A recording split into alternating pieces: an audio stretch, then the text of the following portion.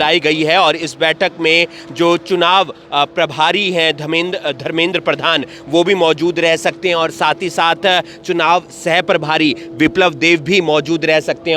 और आज शाम की ये मीटिंग है, हवाई पट्टी पर पहुंचे हैं सीएम नायब सिंह सैनी और यहाँ पर सलामी लेते हुए नजर आएंगे और इसके बाद जो है वो हवाई जहाज से रवाना हो जाएंगे। आप देख सकते हैं तमाम जो कार्यकर्ता हैं, करनाल के पूर्व पार्षद हैं, पूर्व मेयर हैं, यहाँ पर पहुंचे हैं।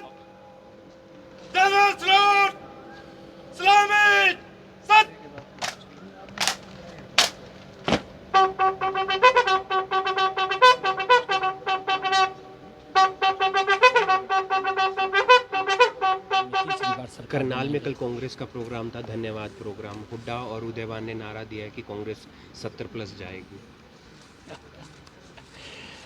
हुड्डा साहब भी सपने ले रहे हैं और वो भी ले रहा है। जितना शोषण दलितों का हुड्डा ने किया है वो शायद उदयवान को याद नहीं है। शैलजा कहती है टिकट का बंटवारा ठीक नहीं हुआ, नहीं तो हम 10 की 10 सीटें जीत जाते। ये बच गई है झूठ बोल करके, अब विधानसभा में पता लग जाएगा। झूठ बोल रहा है ना, इस संविधान को ख़त्म कर देंगे। ये शैलजा को पूछना चाहिए, कहते क्यों बोल रहा। और शैलजा को मैं कहना चाहता हूँ, जो मोदी जी की योजनाएं थी उनका विरोध किया है। सियासत हो रही है, आम आदमी पार्टी कह रही है कि जो टैंकर लेकर जा रहे हैं वो बीजेपी के ही लोग हैं। देखिए, क्योंकि आम आदमी पार्टी और कांग्रेस पार्टी दोनों भाई बहनें हैं, दोनों एक ही मंजे के ऊपर बैठते हैं और दोनों एक ही थाली में खाते हैं। ये तो लोगों को दिखाने के लिए इधर उधर बोलते रहते हैं एक दूसरे के खिलाफ, बाकी तो ये दोनों भाई बहनें हैं। क्योंकि इसने तो ये तस्वीर आप देख रहे हैं करनाल की हवाई पट्टी से, जहां पर सीएम नायब सिंह सैनी पहुंचे हैं। आज दिल्ली के अंदर एक अहम मीटिंग होने जा रही है जिसमें लोकसभा चुनावों में जो नतीजे आए हैं उसको लेकर समीक्षा की जाएगी और साथ ही साथ जो आने वाले दिनों में कुछ महीने के बाद विधानसभा चुनाव होने हैं उसको लेकर रणनीति तैयार होगी। ये केंद्रीय नेतृत्व की तरफ से बैठक बुलाई गई है और इस बैठक में जो चुनाव प्रभारी हैं धर्मेंद्र प्रधान वो भी मौजूद रह सकते हैं और साथ ही साथ चुनाव सह प्रभारी विप्लव देव भी मौजूद रह सकते हैं।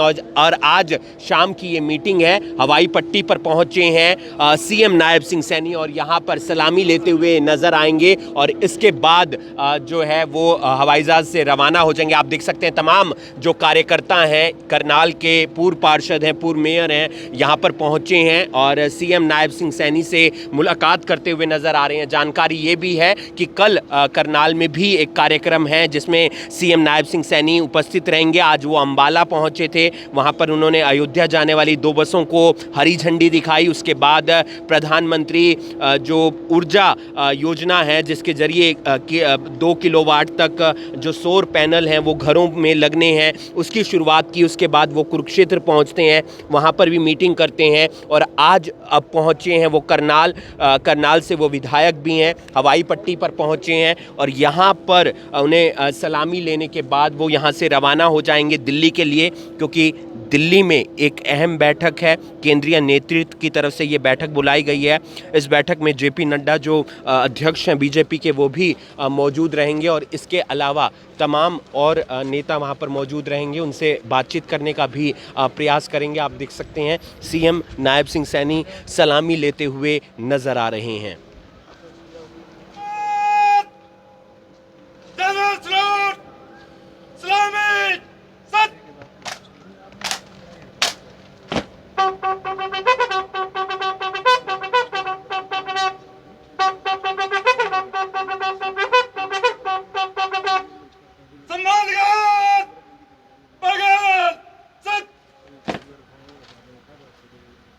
श्रीमान सम्मानगार आपके निरीक्षण को तैयार है।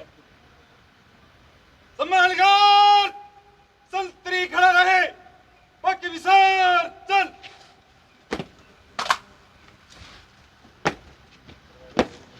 जी, क्या कुछ कहना चाहेंगे सर? मीटिंग है, किस तरीके से देखते हैं?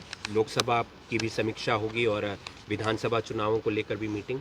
हाँ बिल्कुल, क्योंकि लगातार जो पीछे चुनाव का ये दौर रहा है और सभी कार्यकर्ताओं ने मजबूती से इस भयानक गर्मी में काम किया है और जब काम किया है और सरकार की जो योजना थी उनको भी घर घर पहुंचाने का काम किया है।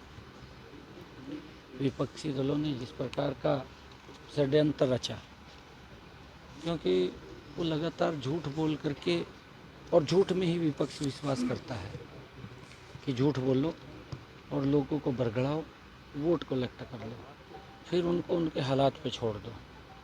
इस प्रकार की स्थिति है और विपक्ष के लोग झूठ बोल करके वोट लेना चाहते हैं। अपने कार्यकाल के बारे में वो बताते नहीं। उनको मालूम है कि हमें 10 साल 15 साल के बाद लोग हमारे कुकृत्यों को भूल जाएंगे, क्योंकि एक जनरेशन भी बदलती है। जो हमारी आज छोटी पीढ़ी है, जब वो 10 साल के बाद आएगी तो वो वोट में तब्दील हो जाएगी। परंतु उन लोगों को जो उस समय में बच्चे थे, आज वोट पोल कर रहे हैं, उनको कांग्रेस ने जो काले कारनामे किए हैं उसके बारे में मालूम नहीं है। उनको बताना ये हमारी जिम्मेवारी है। ऊपर से कांग्रेस झूठ बोल करके लोगों को वोट लेने का काम उनका करती है। हमने लगातार कार्यकर्ताओं के बीच में ये बात मैं पहले भी कह रहा था, अब भी कह रहा हूँ कि कांग्रेस के इस झूठ का नकाब उतार करके उनके चेहरे जनता के सामने लेकर के आने, ये हमारे कार्यकर्ता मजबूती से लगेंगे।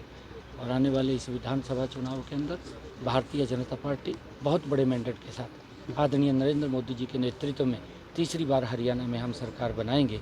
और जो सरकार ने पिछले 10 वर्षों में काम किया, बिना भेदभाव के काम किए, सबका साथ सबका विकास, उसको आधार के ऊपर हरियाणा एक हरियाणवी एक को लेकर के जो काम किया है, कांग्रेस ने तो भाईचारे को भी नहीं बख्शा।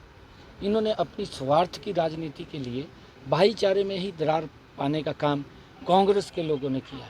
इस बात को हर व्यक्ति समझ रहा है, परंतु जिस प्रकार का ये झूठ बोलते हैं और उस झूठ को इस प्रकार से सत्यता की ओर ले जाते हैं कि भाई ये तोड़ने वाला है। अरे 10 साल हो गए नरेंद्र मोदी जी ने इस देश को संविधान के अनुरूप चलाने का काम कर रहे हैं, और ऐसे लोगों को जो भ्रष्टाचार के अंदर लिप्त हैं उनको भी सख्त उनके खिलाफ कार्रवाई करके उनको भी जेल में डालने का काम ये मोदी की सरकार कर रही है। आगे भी मैं आपको बताना चाहता हूँ, ऐसे जो भ्रष्टाचारी लोग हैं किसी को कोई बख्शने का सवाल। कुलदीप बिश्नोई ने अमित शाह से मुलाकात की है, क्या राज्यसभा भेजने की तैयारी है उन्हें? देखिए, क्योंकि केंद्रीय नेतृत्व का जो भी फैसला होगा उसके अंदर मुझे तो मालूम नहीं है। हमारे नेता हैं आदरणीय अमित शाह जी और चौधरी कुलदीप बिश्नोई जी हमारे नेता हैं। मिल सकते हैं, किसी काम से भी वो जा कर के बातचीत कर सकते हैं, मिल सकते हैं। अच्छा है, वो मिले होंगे। मुझे धर्मेंद्र प्रधान और विप्लव देव जी को हरियाणा की जिम्मेवारी दी है और मैं विश्वास दिलाता हूँ कि उनके नेतृत्व में, क्योंकि धर्मेंद्र जी एक ऐसे तपे हुए कार्यकर्ता हैं जिन्होंने उड़ीसा के अंदर बड़े मार्जिन के साथ वो सरकार बनाई है। उन्होंने जो वहाँ काम किए हैं, और विप्लव देव जी हमारे बहुत ही सुलझे हुए नेता हैं और बड़े मार्जिन के साथ त्रिपुरा के अंदर अभी उन्होंने जीत हासिल की है और हरियाणा की उनको जिम्मेवारी मिली है। मैं उनका स्वागत भी करता हूं और उनके नेतृत्व के अंदर तीसरी बार हरियाणा में बड़े मैंडेट के साथ हम सरकार बनाएंगे। उनका मार्गदर्शन हमें मिलेगा, उसके ऊपर हम जो भी वो दिशा निर्देश गाइडलाइन देंगे हम उसको धरातल पर उतारते हुए हरियाणा में तीसरी बार सरकार। करनाल में कल कांग्रेस का प्रोग्राम था, धन्यवाद प्रोग्राम। हुड्डा और उदयवान ने नारा दिया है कि कांग्रेस 70+ जाएगी। हुड्डा साहब भी सपने ले रहे हैं और वो भी ले रहा है। जितना शोषण दलितों का हुड्डा ने किया है वो शायद उदयभान को याद नहीं है। उदयभान को जो दलितों के ऊपर अत्याचार किए हैं हुड्डा साहब ने, और जिस प्रकार से उनको प्रताड़ित किया, आज भी करते हैं। हुड्डा साहब के लोग हैं, हुड्डा साहब हैं, आज भी उनको करते हैं, सम्मान नहीं देते और झूठ को लेकर के फैलाने का काम करते हैं। मैं उदयभान को सलाह देना चाहूँगा कि भाई तू ऐसी बातों में ना, और तू ठीक कहीं देख करके अपना स्थान देखना चाहिए। कांग्रेस छोड़ दें? नहीं, मैं छोड़ने के लिए नहीं बोलता, क्योंकि कांग्रेस के अध्यक्ष हैं। मैं उनको ये सलाह देना चाहूँगा कि भाई जहाँ सम्मान होता है वहाँ बैठना चाहिए। जहाँ सम्मान नहीं है वो गला फाड़ता रहता है, बोलता रहता है, वो इधर उधर की बात करता रहता है वो।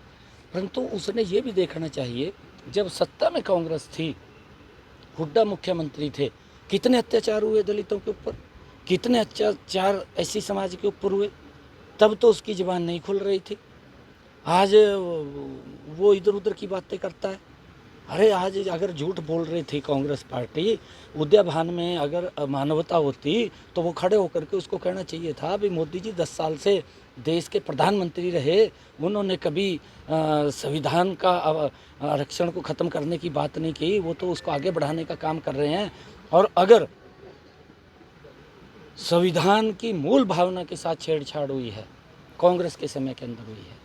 सबसे पहले डॉक्टर भीमराव अंबेडकर जी उस संसद के सदस्य थे जिस संसद के अंदर डॉक्टर भीमराव अंबेडकर जी ने खड़ा होकर के विरोध किया, और कांग्रेस के जवाहरलाल नेहरू जो प्रथम प्रधानमंत्री कांग्रेस के थे, उन्होंने संविधान की मूल भावना के साथ छेड़छाड़ करते हुए धारा 370 को शामिल करने का काम, ये पाप ये जवाहरलाल नेहरू ने किया था, ये कांग्रेस ने किया था।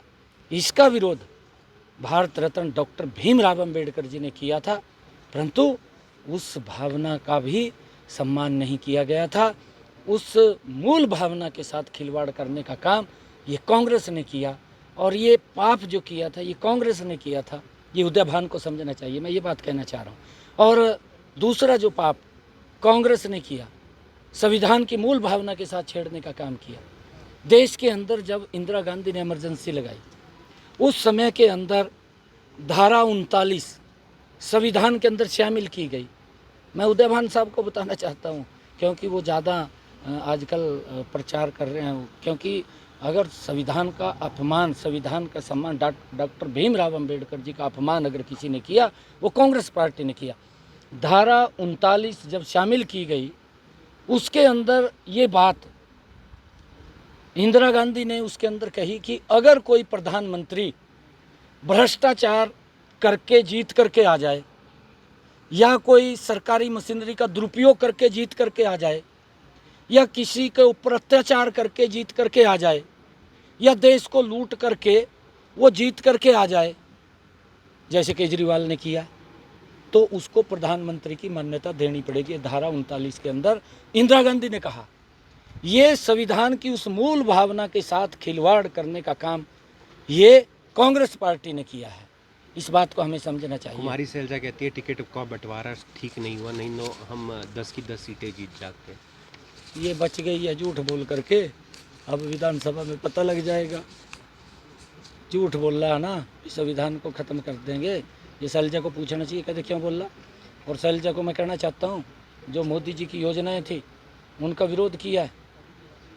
कुमारी शैलजा जब प्रधानमंत्री किसान सम्मान निधि नरेंद्र मोदी ने लागू की थी, सबसे पहले कुमारी शैलजा धरने के ऊपर बैठी थी। मैं आज कुमारी शैलजा को भी ये बात पूछना चाहता हूँ कि वह बताए, 10 साल वो उस सरकार के अंदर साझीदार रही थी, मंत्री थी, और उस सरकार के अंदर थी, वो केंद्र में मंत्री थी, यहाँ सरकार में मंत्री थी। मोदी जी ने जब ये प्रधानमंत्री किसान सम्मान निधि लागू की, उन्होंने 10 वर्षों में किसान की फसल के खराबे का कितना पैसा दिया, 10 वर्षों में, 9.5 वर्षों में हमारी सरकार ने कितना दिया, उसका आंकलन वो बताए, नहीं तो मैं बताता रहता हूँ। प्रदेश अध्यक्ष कौन बन रहा है अब, क्या चुनाव से पहले बन जाएंगे हरियाणा में? हाँ, प्रदेश अध्यक्ष बनेगा ना, बिल्कुल बनेगा। कौन है रेस में? आ जाएगा, कई लोग हैं, कई लोग रेस में हैं, कोई भी केंद्रीय नेतृत्व तय करेगा, और जो भी तय होगा। पानी को लेकर बहुत सियासत हो रही है। आम आदमी पार्टी कह रही है कि जो टैंकर लेकर जा रहे हैं वो बीजेपी के ही लोग हैं। देखिए, क्योंकि आम आदमी पार्टी और कांग्रेस पार्टी दोनों भाई बहनें हैं, दोनों एक ही मंजे के ऊपर बैठते हैं, और दोनों एक ही थाली में खाते हैं। ये तो लोगों को दिखाने के लिए इधर उधर बोलते रहते हैं एक दूसरे के खिलाफ, बाकी तो ये दोनों भाई बहनें हैं।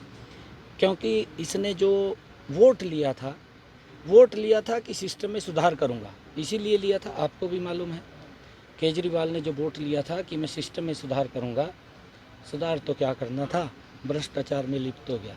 मैं आम आदमी के नेताओं को कहना चाहूँगा, जो बात आपने कही थी कि हम सिस्टम को ठीक करेंगे, आपने 10 वर्षों में उस सिस्टम को ठीक करके उस पानी का डिस्ट्रीब्यूशन ठीक करना चाहिए था। पानी तो पूरा जा रहा है, पानी तो 100 का 100 दे रहे हैं हम, क्योंकि हम पानी के अंदर कोई जिस प्रकार का वो आरोप लगा रहे हैं, जिस प्रकार की झूठी बातें कर रहे हैं वो उचित नहीं है उनके लिए। उन्होंने अपने गिरेबान में झांकना चाहिए कि हमने 10 वर्षों के अंदर कैसा सिस्टम बनाया है। अभी तो उन्होंने 10 वर्षों के अंदर जहाँ पानी एकत्र होता है उसके अंदर से सिल्ट भी नहीं निकाली, वो गाद भी नहीं निकाली, वो भी वैसी फंसी पड़ी है उसके अंदर।